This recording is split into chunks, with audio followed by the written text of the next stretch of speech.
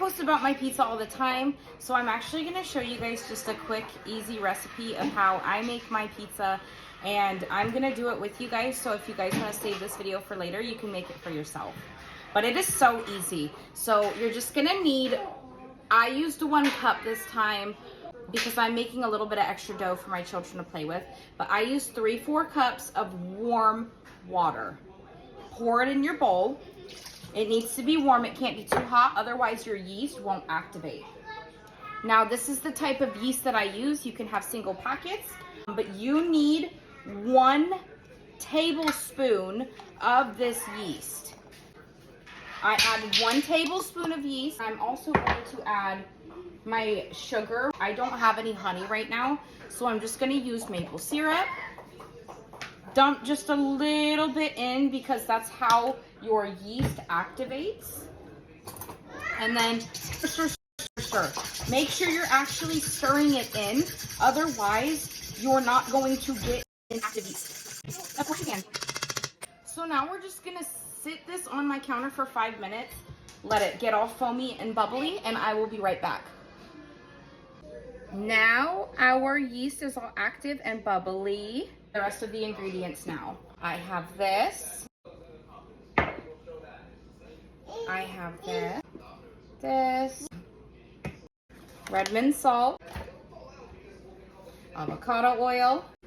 And organic bread flour. It's Arrowhead brand. It is the cheapest at Walmart. It's even cheaper than King Arthur and Simple Truth at Kroger. So that's why I buy the Arrowhead brand. Anyways, long story short, let's go ahead. So we're gonna add 2 cups of flour. I'm going to add it. You're gonna add, here Nova, dump it in. Good job. Mix it. I'm gonna add just a little bit more flour because I added a little bit more water because my kids like to play with the dough. Totally optional, you don't have to do that. And then I'm just gonna add in seasonings like a pinch at a time. I added in the oregano first. I'm gonna give my daughter the rosemary to add in. Here's some thyme. And then we're gonna do about a teaspoon of salt. I don't measure anything, just because I've been doing it for so long. And then help me squeeze this. 3 tablespoons of oil. Once again, I don't measure anything. I've just been doing this for a long time. Sorry, I'm a little crying. That's okay. Bubba's just upset. He wants to be involved, but he already helped. So now we just stir everything in until we get a dough. Him can't go on step stools. Not yet. Because I'm still a baby. Yes, he is. You're gonna want to stir, knead it in, do everything you need to get that dough into a smooth ball. And then after you get it into a smooth ball, you are going to let it sit and rise for 1.5 hours or until it doubles in size. I just knead it for 5 minutes. I don't have a bread maker. I do have a mixer, but honestly, this is the most fun that I have in my kitchen. It's also intentional. The fact that I get to take my time and go back to my roots, intentionally cook. I'm not just skipping, I'm not just cheating, I'm not using expensive machines. I'm doing everything by hand. I learned how to do all of this when I was very, very low income, basically coming off of homelessness. I had to learn how to do everything by myself. I was gifted most of my cast iron. My Dutch oven was gifted to me because people saw that I really had a goal. Even if it was just feeding my family healthy, nutritious food, at least I had what I needed. I learned and I've succeeded. And I have my own cookbook because of it, because I know what I'm doing. And most of this stuff I can just make by heart because I know how to put the love into my food. Now that we have this smooth ball, It's a little sticky, but I promise you it'll be okay. Now that we have this smooth ball, we are going to put it inside of our bowl. Put a little bit of oil on it, let it sit and rise until it doubles. I'll be back. We're back, and my dough has doubled in size.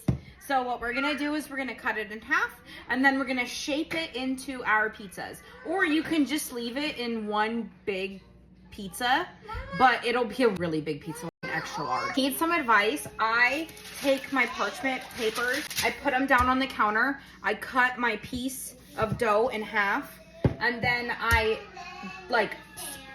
shape my pizza that's shaped. I have both of mine shaped. They don't have to be perfect. You can even shape them into a square if that's easier for you. I grab my pizza sauce. This is my favorite pizza sauce. I get it at Kroger for $1.99, and it makes 4 pizzas per jar, in my opinion. We don't like a lot of sauce on ours, and I know it can look like a lot, but I promise you, this is the second time I'm using my jar. So there most definitely was a lot. But you also want to have your oven preheating at 425 degrees.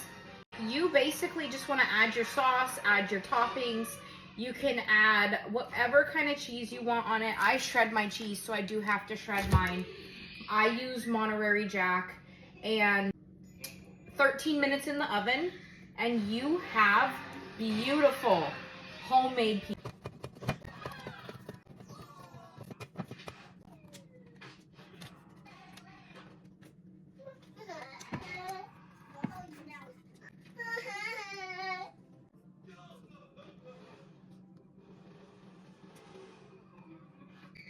We just throw these beautiful babies in the oven for 425 for 13 minutes, depending on your oven, like I said.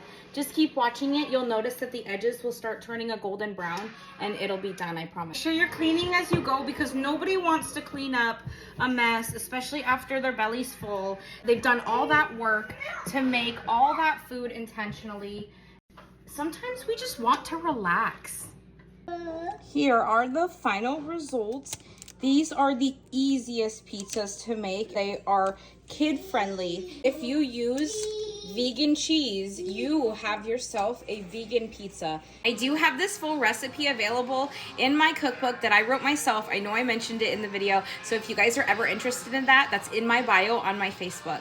Love you guys so much.